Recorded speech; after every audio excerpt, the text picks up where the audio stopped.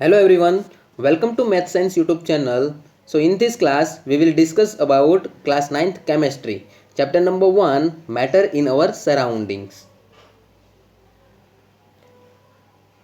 Previous class we have done, there are 3 topics. First one is that introductions of matter, and second one is that classifications of matter, and third one is that how small are these particles of matter. तो previous class के अंदर students हमने ये तीनों topic अच्छी तरह से complete कर लिए थे। तो उम्मीद रखता हूँ कि सभी लोगों को ये तीनों टॉपिक अच्छी तरह से समझ में आ गए होंगे।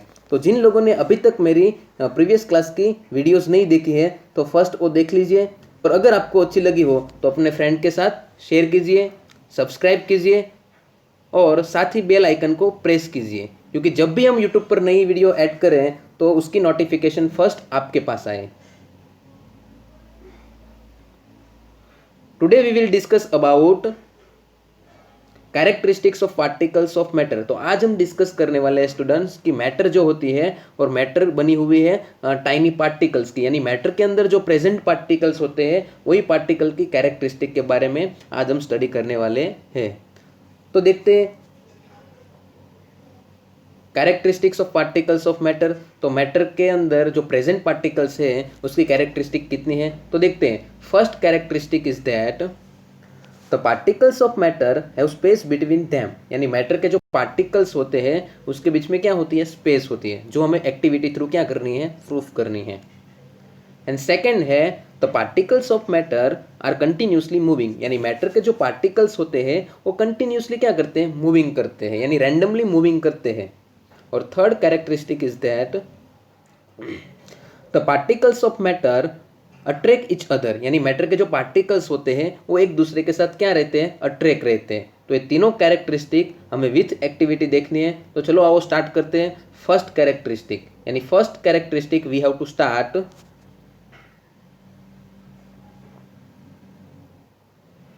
तो फर्स्ट कैरेक्टरिस्टिक हमारी है स्पेस बिटवीन देम, यानी टू पार्टिकल्स के बीच में स्पेस। ओके, तो जिसे हम एक्टिविटी थ्रू यानी एक्सपेरिमेंट थ्रू प्रूफ करने वाले हैं। तो फर्स्ट पॉइंट क्या है हमारी एक्टिविटी का, तो first point the space between the particles of matter can be show by performing the following experiment by using salt and water. तो हम यहाँ एक एक्सपेरिमेंट करेंगे जिससे प्रूफ होगा कि पार्टिकल्स यानी मैटर के जो पार्टिकल्स है उसके बीच में क्या होगी, स्पेस। उसके लिए हमें केमिकल सब्सटेंस लेने होंगे, सॉल्ट एंड वाटर। तो फर्स्ट पॉइंट में यानी फर्स्ट स्टेप में क्या होगा, एक्सपेरिमेंट का ये फर्स्ट स्टेप है। फर्स्ट स्टेप में हमें फर्स्ट ऑफ ऑल एक बीकर लेना है और बीकर के अंदर हमें ऐड करना है वाटर। ओके, और उसके बाद ऐड करना है सॉल्ट, तब जाके हमारा एक्सपेरिमेंट स्टार्ट होगा। तो हमने सेटअप कर दिया फर्स्ट पॉइंट में। ओके, तो फर्स्ट ऑफ ऑल बीकर लिया, उसके अंदर वाटर ऐड कर दिया और उसके अंदर सॉल्यूट पार्टिकल यानी सॉल्ट पार्टिकल्स ऐड कर दिए। ओके, चलो यहाँ तक हमारा कंप्लीट हो गया फर्स्ट स्टेप। चलो आओ देखते हैं second step.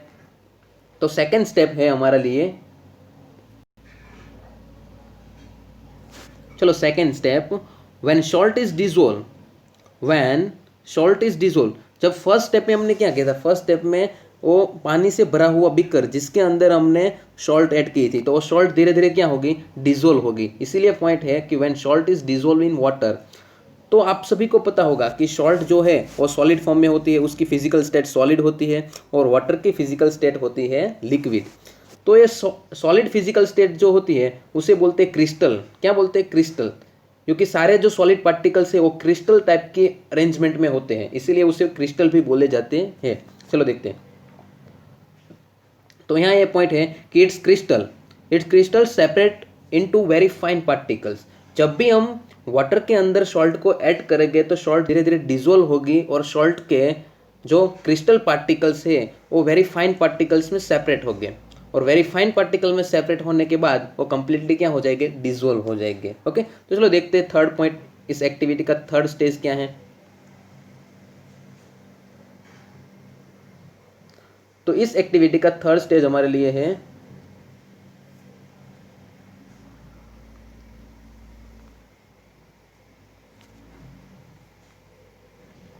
The particles of salt. किसके पार्टिकल्स हमें लेने हैं, सॉल्ट के। तो आपको सभी आप स्टूडेंट्स को पता होगा कि आपने जो वाटर लिया, वाटर लिक्विड है, यानी वाटर के पार्टिकल आपको क्या मेंशन करना है, आपको सिर्फ वही मेंशन करना है कि मैंने जो बीकर में लिया है वो वाटर है यानी वो लिक्विड है। तो हमें सिर्फ वही देखना है कि वाटर के टू पार्टिकल्स के बीच में डिस्टेंस होता है कि नहीं, स्पेस होती है कि नहीं, क्योंकि अगर होगी तो हमें पता चल जाएगा। तो उससे पहले हमें क्या करना पड़ेगा, उससे पहले हमने ये बिक कर लिया है, मैं आपको इंडिकेट करके दिखाऊँ अच्छे से। ओके, सपोज कि उसके अंदर मैंने पानी भरा हुआ है यानी वाटर फिल किया है, तो मुझे पता है कि मैंने यहाँ तक पानी भरा हुआ है, तो मैंने यहाँ मार्क कर दिया, कैच पेन से मार्क कर दिया कि मैंने यहाँ तक पानी भरा हुआ है। जब भी मैं उसके अंदर सॉल्ट के पार्टिकल्स ऐड करूँगा, तो अगर वाटर का जो लेवल है मैंने कैच पेन से मार्क किया है, वो वाटर का लेवल अगर इंक्रीज हो गया, तो मैं इमेजिनेशन कर सकता हूँ, मैं प्रूफ कर सकता हूँ कि वाटर के पार्टिकल्स के बीच में स्पेस होती नहीं। चलो करते हैं थर्ड स्टेप में। तो थर्ड स्टेप में आप जैसे ही सॉल्ट के particles, this particles of salt go into space between the various particles of water, तो सॉल्ट के पार्टिकल मूव करके कहाँ जाएंगे, जो वाटर के टू पार्टिकल्स है ना उसके बीच में एडजस्ट हो जाएंगे। ओके, इजीली एडजस्ट हो जाएंगे और क्या करेंगे कि which there is no change in the volume of water. तो वॉल्यूम क्या है, तो हमने पानी कितना लिया, सपोज कि इमेजिनेशन कर लो कि मैंने पानी यहाँ लिया 1 लीटर, तो 1 लीटर से उसकी जो लेवल है वाटर का वो इंक्रीज हुआ नहीं, यानी हम बोल सकते हैं कि there is no change in the volume, यानी उसका कोई वॉल्यूम चेंज हुआ नहीं। जब हमने सॉल्ट ऐड की फिर भी उसका वॉल्यूम कोई चेंज हुआ नहीं, यानी वाटर क्या हो गई, यानी सॉल्ट क्या हो गई, तो सॉल्ट क्या हो गई, तो water on dissolving salt it in. Okay, तो आप देख सकते हो कि सॉल्ट कंप्लीटली डिजोल्व हो चुकी है, किसके अंदर डिजोल्व हो चुकी है, वाटर के अंदर, इसीलिए उसका जो वाटर लेवल है वो इंक्रीज हुआ नहीं। क्लियर, तो चलो वो देखते हैं विथ एक्टिविटी, क्योंकि एक्टिविटी भी मैंने रखी है आपके लिए। तो first space between the particles, अब आपके सामने है एक्टिविटी, आप देख सकते हो एक्टिविटी। ओके, तो एक्टिविटी में मैंने एक बिकर लिया है और वो बिकर के अंदर क्या फिल कर दिया है, वो बिकर के अंदर मैंने फिल किया हुआ है वाटर। ओके, चलो मैंने वाटर अच्छे से फिल कर दिया। सपोज कि इमेजिनेशन कर लो कि वो ए वाटर का वॉल्यूम जो है वो 1 लीटर है। ओके, वैसा इमेजिनेशन करना है आपको, एज्यूम करना है। चलो, तो वाटर का लेवल मैंने कैच पेन से ऐसे ही मार्क कर दिया। ओके, ताकि मुझे पता चले कि वाटर का लेवल इंक्रीज हो तो तुरंत ही मुझे पता चल जाए। ओके, चलो कर दिया मैंने। ओके, अब पानी का भरा हुआ ये बिकर, जिसमें मैं क्या ऐड करने वाला हूँ, जिसमें मैं ऐड करने वाला हूँ 1 स्पून सॉल्ट। ओके, तो 1 स्पून में जैसे ही सॉल्ट ऐड करूँगा तब मुझे इमेजिनेशन करना है कि ये वाटर का लेवल जो मैंने कैच पेन से मेंशन किया हुआ है वो इंक्रीज हो रहा है कि नहीं। अगर वो इंक्रीज हो गया तो पार्टिकल्स के बीच में स्पेस होगी नहीं, अगर इंक्रीज नहीं हुआ तो मैं प्रूफ कर सकता हूँ कि वाटर के पार्टिकल्स के बीच में क्या होगी, स्पेस। चलो सेकंड स्टेप भी मैंने कर लिया, इजीली मैंने 1 स्पून सॉल्ट ऐड कर दी वाटर के अंदर। और थर्ड स्टेप के अंदर मैं with the help of glass rod, तो ग्लास रॉड से उसे क्या करूँगा, स्टीयर करूँगा। ओके, जैसे ही मैं ग्लास रॉड से स्टीयर करूँगा और बाद में मैं फिर से मेरे जो कैच पेन से मार्क किया है वो देखूंगा, लेकिन कैच पेन से मैंने जो वाटर का लेवल डिसाइड किया है वो इंक्रीज हुआ नहीं है। यानी हम बोल सकते हैं, हम प्रूफ कर सकते हैं कि वाटर के जो पार्टिकल्स है उसके बीच में क्या है, स्पेस है, और जो स्पेस में सॉल्ट के पार्टिकल इजीली एडजस्ट हो गए हैं। तो लास्ट पॉइंट में हम प्रूफ कर सकते हैं students, the fact that there is no change in the volume on dissolving salt in water। Okay, जैसे ही सॉल्ट वाटर के अंदर क्या होगा, डिजोल्विंग होगा, और कोई भी वाटर का जो वॉल्यूम है वो चेंज होगा नहीं, यानी इसलिए हम बोल सकते हैं कि there is no change in volume on dissolving salt in water and tell us that, हम बोल सकते हैं कि there are space between the particles of water. इसीलिए हम प्रूफ कर सकते हैं, हम बोल सकते हैं कि there are space between the particles of water. तो ये एक्सपेरिमेंट थ्रू हम प्रूफ कर सकते हैं स्टूडेंट्स कि वाटर के पार्टिकल्स यानी लिक्विड के पार्टिकल्स के बीच में क्या होती है, स्पेस होती है। वैसे सभी मैटर के पार्टिकल्स के बीच में स्पेस होती है, लेकिन कई पार्टिकल्स वैसे होते हैं जिसमें मिनिमम होती है, किसी में मीडियम होती है और किसी में मैक्सिमम भी होती है। तो हमारे पास ए चैप्टर में है 3 फिजिकल स्टेट। तो फर्स्ट फिजिकल स्टेट है सॉलिड, उसके बाद लिक्विड, उसके बाद गैस। तो हम तीनों के अंदर स्पेस बिटवीन द पार्टिकल्स देखेंगे, यानी पार्टिकल्स के बीच की स्पेस देखेंगे। चलो देखते हैं फर्स्ट। तो फर्स्ट है हमारे पास फिजिकल स्टेट सॉलिड। तो सॉलिड के अंदर जो स्पेस होती है वो बहुत ही मिनिमम होती है। क्यों, आप सबको पता ही है कि सॉलिड जो है वो टाइटली पैक होता है। सेकेंड है हमारे लिए लिक्विड, जिसकी एक्टिविटी अभी हमने देखी है सॉल्ट के हिसाब से। ओके, क्योंकि वाटर का लेवल इंक्रीज हुआ नहीं, यानी हमने प्रूफ किया कि वाटर के पार्टिकल्स के बीच में डिस्टेंस है, स्पेस प्रेजेंट है। ओके, तो वो होती है मीडियम। और थर्ड देख सकते हैं स्टूडेंट्स की गैस। तो गैस जो है वो हमारी थर्ड फिजिकल स्टेट है, और गैस के जो पार्टिकल्स होते हैं वो बहुत ही दूर होते हैं, बहुत ही फार डिस्टेंस पे होते हैं थोड़े बहुत। ओके, तो इसीलिए उसके जो स्पेस होती है वो बहुत ही मैक्सिमम है, यानी गैस के जो पार्टिकल्स है उसकी स्पेस कितनी है, बहुत ही मैक्सिमम, यानी सॉलिड और लिक्विड के कंपैरिजन में मैक्सिमम है। तो यहाँ हमारी फर्स्ट कैरेक्टरिस्टिक कंप्लीट होती है। उम्मीद रखता हूँ कि सभी लोगों को अच्छी तरह से समझ में आ गई होगी। चलो देखते हैं सेकंड कैरेक्टरिस्टिक। तो second characteristic is that the particles of matter are continuously moving, यानी मैटर के जो पार्टिकल्स है वो क्या कर रहे हैं, कंटिन्यूसली मूविंग कर रहे हैं। तो वो भी हम एक्टिविटी थ्रू देखेंगे। चलो एक्टिविटी देखते हैं। उसके लिए एक्टिविटी का फर्स्ट स्टेप, ओके, तो फर्स्ट स्टेप हमारे लिए क्या है student, the particles of matter are continuously moving can be show performing the following experiment. उसके लिए हमें एक एक्सपेरिमेंट करना होगा, जिस तरह से हमने फर्स्ट कैरेक्टरिस्टिक को प्रूफ करने के लिए एक्सपेरिमेंट किया था वाटर और सॉल्ट का, उस तरह से यहाँ भी हमें एक्सपेरिमेंट करना होगा। तब जाके हमें पता चलेगा कि मैटर के अंदर जो प्रेजेंट पार्टिकल्स है वो कंटिन्यूसली मूविंग करते हैं। ओके, चलो तो उसके लिए हम एक्सपेरिमेंट करेंगे पोटेशियम परमैंगनेट और वाटर का। ओके, तो आप लोगों को स्टूडेंट्स पता होगा कि सर ये जो एक्टिविटी है, ये जो एक्सपेरिमेंट है, वो प्रीवियस क्लास के अंदर भी हमने देखा था कि प्रीवियस क्लास के अंदर हमारा क्वेश्चन था कि how small are this particles of matter, यानी मैटर के पार्टिकल्स कितने स्मॉल हो सकते हैं। तो उसके लिए हमने एक एक्टिविटी की थी स्टूडेंट्स, दिखाऊँ आपको कि आपने एक बिकर लिया था, बिकर के अंदर क्या फिल किया था, वाटर फिल किया था, और वहाँ आपने ऐड किए थे 2 या 3 क्रिस्टल। कितने क्रिस्टल, 2 या 3 क्रिस्टल ऐड किए थे। किसके ऐड किए थे, पोटेशियम परमैंगनेट के। किसके ऐड किए थे, पोटेशियम परमैंगनेट। आप सभी को पता होगा कि पोटेशियम परमैंगनेट जो है वो पर्पल कलर का सॉल्यूशन है। कौन से कलर का सॉल्यूशन है, पर्पल कलर का। जैसे ही आप पोटेशियम परमैंगनेट के 2 या 3 क्रिस्टल ऐड करोगे ना, तो पूरे बिकर में वो स्प्रेड होके पूरे बिकर को क्या कर देंगे, पर्पल कलर। क्यों करते हैं पता है आपको स्टूडेंट्स, क्योंकि वाटर के पार्टिकल जो होते हैं वो फ्रीली मूविंग करते हैं। वाटर के पार्टिकल फ्रीली मूविंग करते हैं, और साथ में वो पोटेशियम परमैंगनेट के क्रिस्टल को भी क्या करवाते हैं, मूविंग करवाते हैं। ओके, इसीलिए पोटेशियम परमैंगनेट जो है उसके 2 या 3 क्रिस्टल पूरे बिकर के अंदर स्प्रेड हो जाते हैं, और पूरे बिकर का कलर कौन सा कर देते हैं, पर्पल। तो वही इंडिकेट करता है, पूरे बिकर का पर्पल कलर इंडिकेट करता है कि वाटर के पार्टिकल क्या कर रहे हैं, कंटिन्यूसली मूविंग कर रहे हैं। तो उम्मीद रखता हूँ कि सेकंड कैरेक्टरिस्टिक भी आप लोगों को अच्छी तरह से समझ में आ गई होगी। ओके, चलो और उसके एग्जाम्पल देखते हैं, क्योंकि आप सभी को पता है कि जो पार्टिकल्स मूविंग करते हैं ना, उसके अंदर एक एनर्जी छुपी हुई होती है। तो कौन सी एनर्जी वो होती है, कि जो भी पार्टिकल्स मूविंग करते हैं उसके अंदर एक एनर्जी होती है, और वही एनर्जी को हम बोलते हैं काइनेटिक एनर्जी। कौन सी एनर्जी, काइनेटिक एनर्जी। जो फ्रीली मूविंग कर सकेंगे ज़्यादा, उसके अंदर काइनेटिक एनर्जी ज़्यादा होगी, यानी जिसके अंदर स्पेस ज़्यादा होगी उसके अंदर काइनेटिक एनर्जी ज़्यादा होगी। क्योंकि स्पेस ज़्यादा होगी तो क्या होगी पता है, कि स्पेस अगर ज़्यादा होगी तो मैटर के जो पार्टिकल्स है उसे मूविंग करना बहुत इजी हो जाएगा, एकदम फ्रीली मूविंग कर सकेंगे, इसीलिए उसकी काइनेटिक एनर्जी क्या होगी, ज़्यादा। ओके, चलो देखते हैं उसके लिए भी एक एक्टिविटी। ओके, तो आपके सामने मैंने ड्राइंग रखा है, फिगर रखी हुई है, तो मैं फर्स्ट ऑफ ऑल उसको नाम दे दूँ। तो ये फर्स्ट जो है वो ए है, सेकंड बी है, और थर्ड जो है वो सी है। तो ए जो है, A is solid, B is liquid and C is gas. Okay, तो आपके सामने तीनों है, सॉलिड, लिक्विड और गैस। तो सॉलिड देखो, जिसके पार्टिकल्स बहुत ही नियरेस्ट है, यानी टाइटली पैक है। सेकंड बी में थोड़े फ्रीली है, यानी स्पेस थोड़ी बहुत है, मीडियम। और सी के पास मैक्सिमम स्पेस है, यानी वो फ्रीली मूविंग कर सकते हैं ज़्यादा। तो आप ही मुझे बताओ कि ये तीनों A B C solid liquid gas में से किसकी काइनेटिक एनर्जी सबसे ज़्यादा होगी। जिसमें स्पेस ज़्यादा उसकी काइनेटिक एनर्जी ज़्यादा, क्योंकि वो फ्रीली मूविंग कर सकते हैं बिंदास।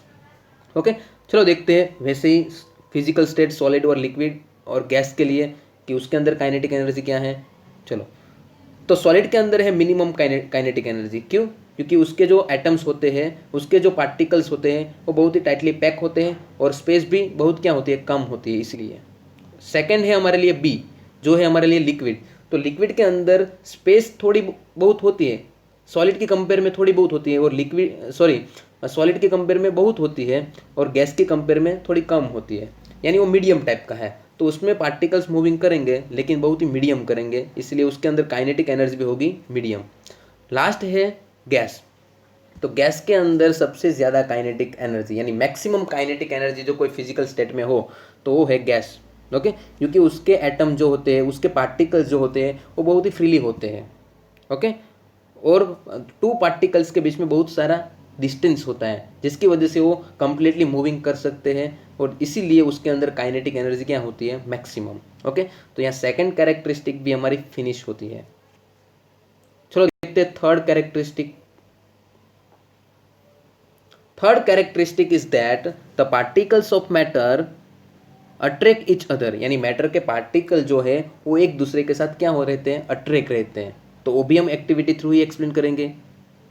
चलो, तो एक फर्स्ट पॉइंट है कि there are some force of attraction, there are some force of attractions between the particles of matter, यानी मैटर के पार्टिकल्स, यानी मैटर के अंदर जो पार्टिकल प्रेजेंट होते हैं उसके बीच में एक टाइप का फोर्स होता है। ओके, कौन सा फोर्स होता है, अट्रैक्शन, जो एक दूसरे को क्या करता है, बांध के रखता है, विच बिंड देम टुगेदर, जो एक दूसरे को बिंड करके रखता है। ओके, कौन सा force, attraction force. Second point is that, okay, तो सेकेंड यह एक्टिविटी है। तो अब एक्टिविटी आपकी स्टार्ट हो रही है। ओके, आपको सिर्फ इमेजिनेशन करना है। तो फर्स्ट वी है, if we take piece of chalk, okay, first of all आपको एक चौक लेना है कंप्लीटली पूरा। ओके, उसके कोई स्मॉल पार्टिकल्स लेने नहीं है। ओके, तो first if we take piece of chalk, and second है cube of ice, and third है iron nail.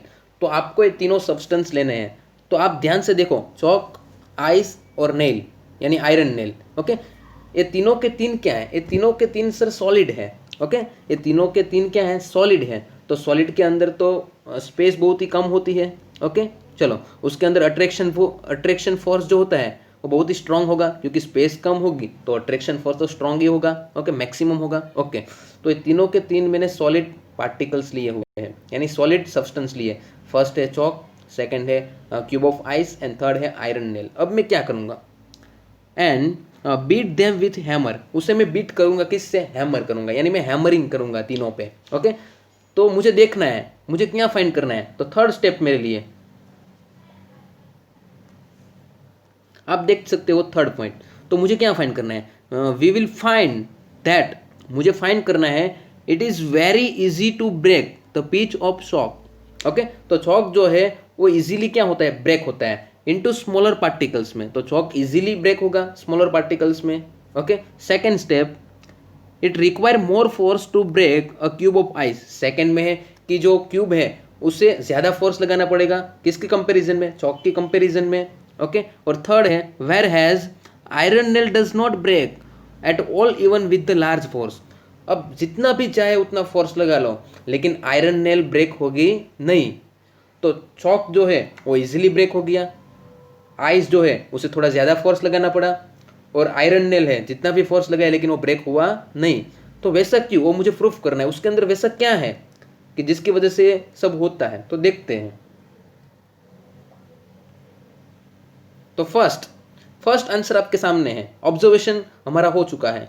Okay, this show that the force of attractions between the particles of chalk is quite weak. Okay, तो chalk के जो particles है, यानी chalk एक type का solid matter है, चॉक के जो पार्टिकल्स है वो एक दूसरे से बहुत नियरेस्ट है, बिकॉज वो सॉलिड है इसीलिए।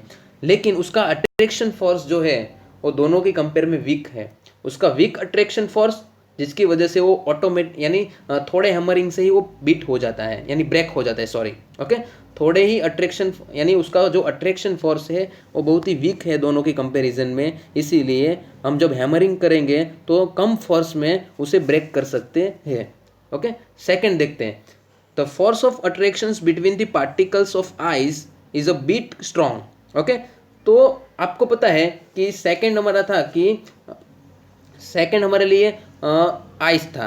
ओके, तो आइस को अगर हमें ब्रेक करना है तो उसके लिए ज़्यादा फोर्स लगाना पड़ेगा। क्यों ज़्यादा लगाना पड़ेगा, क्योंकि आइस के जो पार्टिकल्स होते हैं ना, और थोड़े बहुत जो उसका अट्रैक्शन फोर्स क्या होता है, टू पार्टिकल्स के बीच का जो अट्रैक्शन फोर्स है ना, वो थोड़ा चॉक के कंपैरिजन में स्ट्रांग होता है, इसीलिए उसमें क्या लगाना पड़ता है, ज़्यादा, उसे ब्रेक करने के लिए ज़्यादा फोर्स लगाना पड़ता है। ओके, एंड थर्ड स्टेप है हमारा, यानी थर्ड आंसर, तो the force of attractions between the particles of iron nail is a very very strong। Okay, तो आपने जितना भी फोर्स लगाया, लेकिन आयरन नेल ब्रेक हुई नहीं। क्यों नहीं हुई? क्योंकि आयरन नेल के जो पार्टिकल्स है उसके दोनों पार्टिकल्स के बीच में जो अट्रैक्शन फोर्स है वो है वेरी वेरी स्ट्रांग, यानी आप जितना भी फोर्स लगाओगे वो ब्रेक होगी नहीं। तो ये रीज़न था कि चॉक के पार्टिकल्स के अंदर टू पार्टिकल्स के बीच में अट्रैक्शन फोर्स वीक होता है, आइस के अंदर थोड़ा ही स्ट्रांग होता है, और सबसे वेरी वेरी स्ट्रांग होता है आयरन नेल, यानी आयरन के पार्टिकल्स के बीच में। ओके, जिसके पार्टिकल्स के बीच का जो अट्रैक्शन फोर्स स्ट्रांग होगा उसे ब्रेक करने में ज़्यादा फोर्स लगाना पड़ेगा। ओके, तो यहाँ हमारी स्मॉल एक्टिविटी फिनिश होती है। चलो देखते हैं और भी पार्ट्स उसके। तो अट्रैक्शन फोर्स, चलो देखते हैं अट्रैक्शन फोर्स किस में ज़्यादा होता है। फिजिकल स्टेट हमारे पास 3 फिजिकल स्टेट है, सॉलिड है, लिक्विड है, गैस है। ओके, तो चलो देखते हैं कि किसके अंदर फिजिकल, कौन सी फिजिकल स्टेट के अंदर अट्रैक्शन फोर्स ज़्यादा होता है। तो सबको पता चल गया होगा एक्टिविटी देखकर कि सर सॉलिड के अंदर अट्रैक्शन फोर्स सबसे ज़्यादा होगा, उससे कम लिक्विड और उससे कम गैस, तो सबसे मिनिमम होगा गैस के अंदर। चलो फिर भी एक एक्टिविटी देख लेते हैं, जो एक्टिविटी आपको प्रूफ करेगी कि मैटर के जो पार्टिकल्स होते हैं उसके बीच में क्या होता है, अट्रैक्शन फोर्स होता है। वैसी एक्टिविटी तो अभी हमने देखी नहीं, लेकिन हम देख लेते हैं वैसी एक्टिविटी भी। तो उसके लिए हमें लेना पड़ेगा एक टैप वाटर। तो चलो मैं ले लूँ टैप वाटर, आपके सामने स्टूडेंट्स टैप वाटर भी है। ओके, जब टैप वाटर में ऑन करूँगा तो उसमें से वाटर का फ्लो होगा। क्या होगा? उसमें से वाटर का फ्लो होगा। अब वो वाटर के फ्लो को हमें क्या करना है, डिवाइड करना है, 2 पार्ट में डिवाइड करना है। बाद में देखना है कि जो डिवाइड किए गए वाटर के पार्ट है वो कंबाइन होते हैं कि नहीं। अगर कंबाइन हो गए तो हमें समझना है कि वाटर के पार्टिकल्स के बीच में क्या है, अट्रैक्शन फोर्स है। अगर कंबाइन नहीं हुए तो हमें देखना है कि वाटर के पार्टिकल्स के बीच में अट्रैक्शन फोर्स होता नहीं है। तो चलो देखते हैं। तो अब वाटर के फ्लो को डिवाइड करने के लिए हम क्या करेंगे, उसे डिवाइड करने के लिए हम एक फिंगर लेंगे। हमारी फिंगर जो है फॉर फिंगर, उसका यूज़ करेंगे। चलो ले लेते हैं फॉर फिंगर, आपके सामने फॉर फिंगर भी है। जैसे ही आप टैप ऑन करोगे वाटर ट्रैप, तो क्या होगा, जैसे ही आपने वाटर ट्रैप ऑन किया ना तो यहाँ से वाटर का फ्लो आ रहा है, देख रहे हैं आप। ओके, तो ये सिंगल फ्लो है, यानी वन वे फ्लो है। ओके, तो आपने फिंगर बीच में रखी और वाटर के फ्लो को डिवाइड कर दिया। कितने पार्ट में? 2 पार्ट में। तो यहाँ मैं आपको दिखाऊँ, ये 2 पार्ट में डिवाइड हो गया। लेकिन जब आपकी फिंगर को क्रॉस करेगा और थोड़े ही डिस्टेंस तक पहुंचेगा तो फिर से वो फ्लो जो है वो एक हो जाएगा। उसका रीज़न क्या है? एक्टिविटी चाहो तो आप घर पे भी कर सकते हो। ओके, चलो, तो इसका मीनिंग क्या होता है कि जब भी हमारी फिंगर पे टैप ऑन करने की वजह से वाटर का फ्लो फॉल होता है और वाटर के फ्लो 2 पार्ट में डिवाइड होता है, और जैसे ही फिंगर को क्रॉस करता है और थोड़े ही डिस्टेंस बाद वो फिर से एक हो जाते हैं। उसका रीज़न क्या है? उसका रीज़न सिंपली यही है स्टूडेंट्स कि वाटर के पार्टिकल्स के बीच में क्या होता है, अट्रैक्शन फोर्स, जिसकी वजह से वो अट्रैक्ट हो जाते हैं और फिर से वन फ्लो हो जाता है। क्लियर? तो उम्मीद रखता हूँ कि टैप वाटर वाले एग्जाम्पल से आपको पता चल गया होगा कि मैटर के पार्टिकल्स जो होते हैं उसके बीच में क्या होता है, अट्रैक्शन फोर्स होता है। लेकिन कई सारे मैटर वैसे होते हैं जिसमें मिनिमम होता है, मैक्सिमम होता है और मीडियम भी होता है। चलो देखते हैं वैसे फिजिकल स्टेट। तो फर्स्ट फिजिकल स्टेट है आपके लिए सॉलिड, जिसमें सबसे ज़्यादा मैक्सिमम अट्रैक्शन फोर्स होगा। क्यों? क्योंकि उसके पार्टिकल्स बहुत ही नियरेस्ट होते हैं। सेकेंड है हमारे लिए लिक्विड। लिक्विड के अंदर मीडियम होगा क्योंकि उसके पार्टिकल्स के बीच में थोड़ी स्पेस प्रेजेंट होती है। और थर्ड है जिसके पार्टिकल्स के बीच में बहुत सारी स्पेस होती है, जिसका अट्रैक्शन फोर्स क्या होता है, सबसे मिनिमम। ओके, तो उम्मीद रखता हूँ कि आज की जो 3 थियरी है यानी 3 कैरेक्टरिस्टिक के रूप में वो आप सभी लोगों को अच्छी तरह से समझ में आ गई होगी। तो यहाँ हमारे तीनों टॉपिक फिनिश होते हैं। Thank you very much watching this video.